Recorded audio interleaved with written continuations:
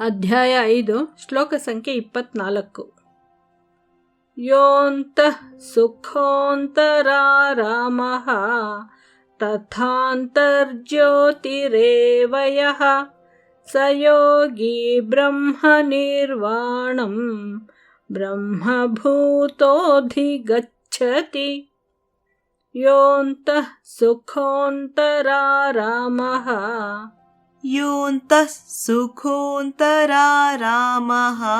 ತಥಾಂತರ್ಜ್ಯೋತಿರೇವ ಯಃ ತಥಾಂತರ್ಜ್ಯೋತಿರೇವ ಯಃ ಸ ಯೋಗಿ ಬ್ರಹ್ಮನಿರ್ವಾಣಂ ಸಯೋಗಿ ಬ್ರಹ್ಮನಿರ್ವಾಣಂ ಬ್ರಹ್ಮಭೂತೋಧಿಗಚ್ಚತಿ. ಬ್ರಹ್ಮಭೂತೋಧಿಗಚ್ಚತಿ. ಯೋಂತಃ ಸುಖೋಂತರಾರಾಮಃ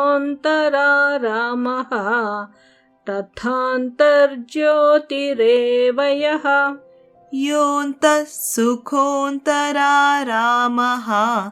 ತಥಾಂತರ್ಜ್ಯೋತಿರೇವ ಯಃ ಸ ಯೋಗಿ ಬ್ರಹ್ಮನಿರ್ವಾಣಂ ಬ್ರಹ್ಮಭೂತೋಧಿಗಚ್ಚತಿ.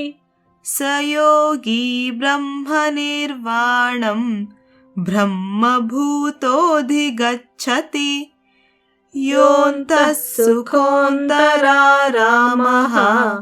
ತಥಾಂತರ್ಜ್ಯೋತಿರೇವ ಯಃ ಸ ಯೋಗಿ ಬ್ರಹ್ಮನಿರ್ವಾಣಂ ಬ್ರಹ್ಮಭೂತೋಧಿಗಚ್ಚತಿ. ಶ್ಲೋಕಾರ್ಥ. ಅಂತರಂಗದಲ್ಲಿ ಖುಷಿಯಾಗಿದ್ದು ಕ್ರಿಯಾಶೀಲನಾಗಿ ಆನಂದಿಸುವನು ಮತ್ತು ಅಂತರಂಗದ ಜ್ಯೋತಿಯನ್ನು ಬೆಳಗಿಸಿಕೊಂಡು ಬ್ರಹ್ಮನಲ್ಲೇ ನೆಲೆಸಿರುವವನೇ ಜ್ಞಾನಿ. ಆತನು ಆತ್ಮ ಸಾಕ್ಷಾತ್ಕಾರವನ್ನು ಹೊಂದಿ ಮೋಕ್ಷವನ್ನು ಪಡೆಯುತ್ತಾನೆ.